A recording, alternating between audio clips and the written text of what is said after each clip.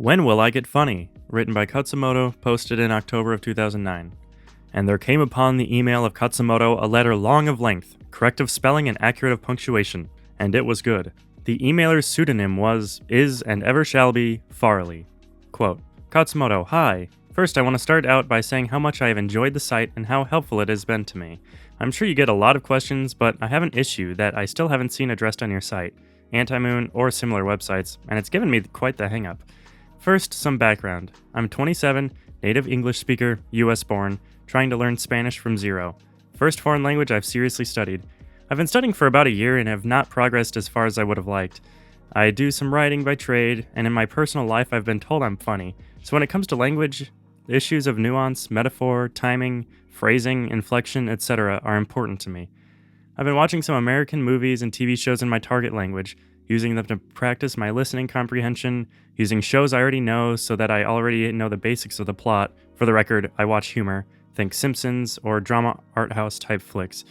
Herein lies the problem. I know some of these so well, okay, mostly just The Simpsons, that I know lines verbatim, and when I see them translated, I get very hung up on why they were translated the way that they were, if not translated verbatim.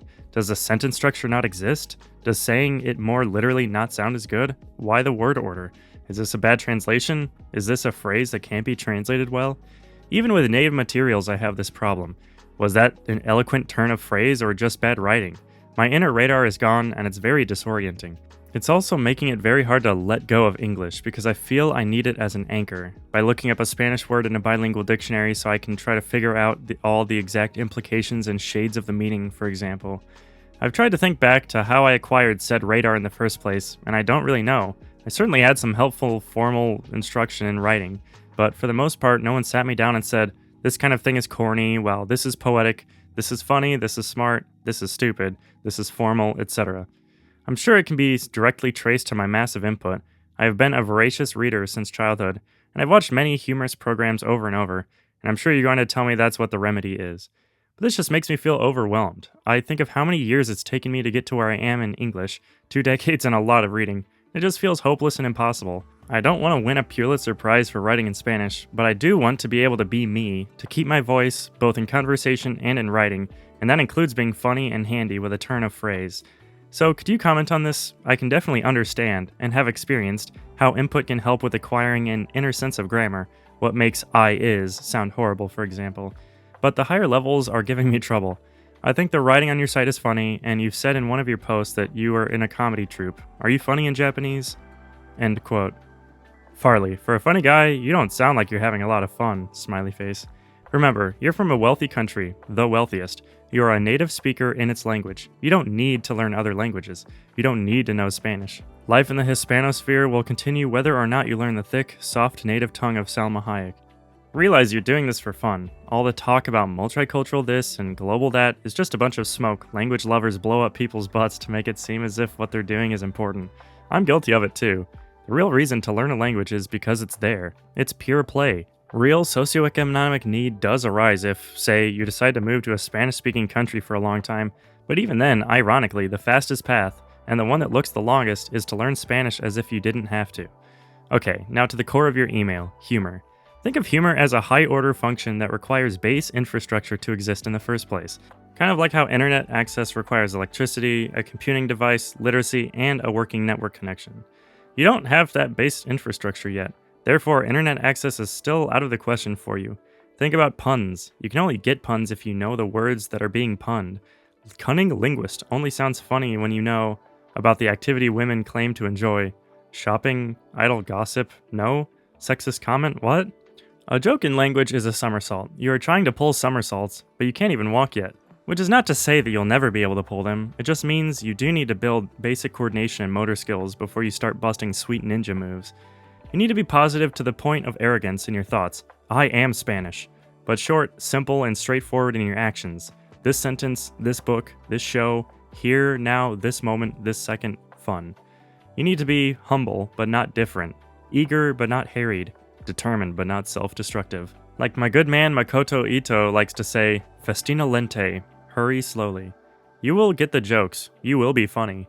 You will find your voice. I found mine in Japanese. In fact, I found my Japanese voice so well that non-native users of Japanese hate my Japanese, just like non-native users of English hate my English. In both cases, you have a collection of otherwise simple ideas wrapped in a convoluted morass of crisscrossing running jokes based off things happening off-screen, random cultural background that you just have to already know in order to even understand it, let alone enjoy it. And that is how it should be. I wouldn't want to write Japanese that gaijin enjoy, haha.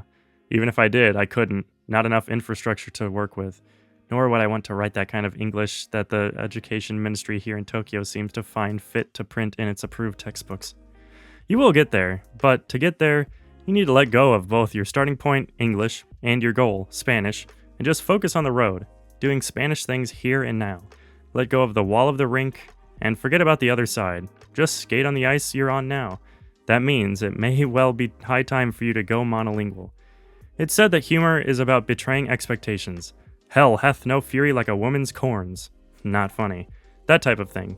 As you have already realized, you don't yet know enough to even have expectations, let alone build and break them. That's all.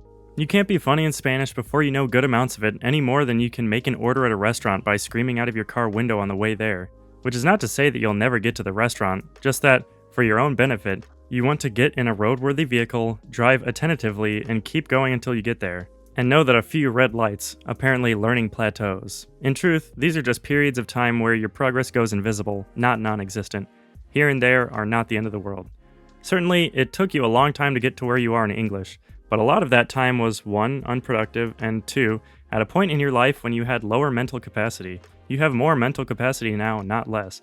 But you probably also have years of bad ideas and unreasonable expectations of input versus results. Ironically, you're probably less patient now than you were as a child with a short attention span. Perhaps our attention spans never change and it's just that we change how we behave when the time runs out. I don't know. In any case, it doesn't really matter how long it takes because you'll be enjoying yourself the whole time anyway. Right, winky face? Who cares how long the road trip is if Salma Hayek's going to be there the whole time? Or something like that. So be patient. Keep being Spanish. It's really that simple. It really is. Focus on what you can control directly. You can't directly control when you become a Castilian Chris Rock, but you can directly control the expansion and contraction of your passive vocabulary. Expand your vocabulary, expand your knowledge, work faithfully, calmly, and enjoyably on each brick and you'll soon find yourself a nice little Lego castle. If you keep going, you'll almost certainly make it. But if you stop and give up, you never will. It's Spanish, dude. All European languages are really just dialects of each other anyway. Here's a fight starter. You're practically there already, smiley face. For more and better advice from a real expert, go talk to Ramosis, Prince of Spanish Only. He's the man now, dog. Oh yeah, one more thing. Do you even like The Simpsons? It seems as though it has you doing more neurotic thinking than actual laughing. You need to start having fun if you're wanting to avoid being that sad paradox, an unhappy funny person. Hint, if you're getting worked up about it, then you're doing it wrong. Maybe you need some serious South Park level potty humor to rid you of all the pretensions of, seriousness. Yeah, watch South Park in Spanish. Back in the day, I watched a ton of it in Japanese and was getting compliments on how natural my expressions were. Example, Majika yo? Right from day one. Finally, your take-home points. Let your metric of success be how much fun you're having, not how much perfect verbal acrobatics you can pull right this instant. Focus on native-like process rather than native-like results. The results will come from the process. Gosh, I get tense just reading your email, winky face. The coolest part about learning a language by having fun / like a native is that you get to do all the cool stuff that classes usually look down on and treat as a quote-unquote supplement to quote-unquote real study. Because we all know that you're not really learning unless you're having trouble staying awake and all your school shirts have drool stains from the uncontrollable fits of napping that boring classes send you to, but I digress. You get to eat dessert as your main course all day, every day. Ice cream for breakfast. Don't go ruin it by mentally abusing yourself over your temporary suckage. Think of all the cool stuff you get to do as study.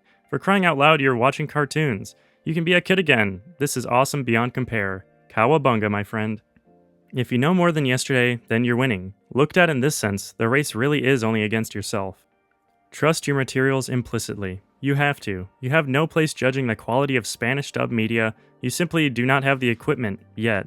You are not at that level yet. So the rule is, if it was made for native speakers, then it's good enough for you. End of story. There is one, and only one, Question on which you are qualified to pass judgment, and that is, am I enjoying this? You can't tell jokes before you can get them. If you do, it's either a mistake or an accident.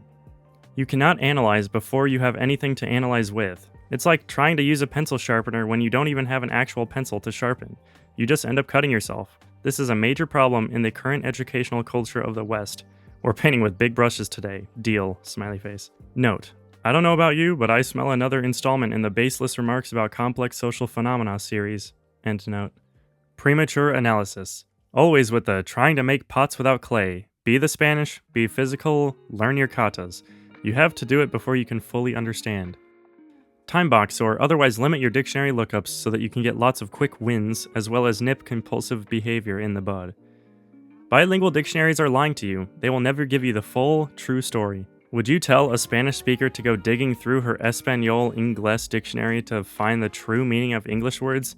Might as well tell her that El Niño is Spanish for the Niño. Last but not least, don't use words to learn the meaning of sentences. Use sentences to learn the meaning of words. Greatest quote ever. Not by me, by the way.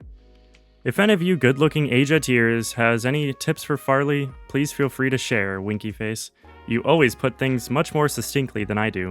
Also, disclaimer, I do not know Spanish.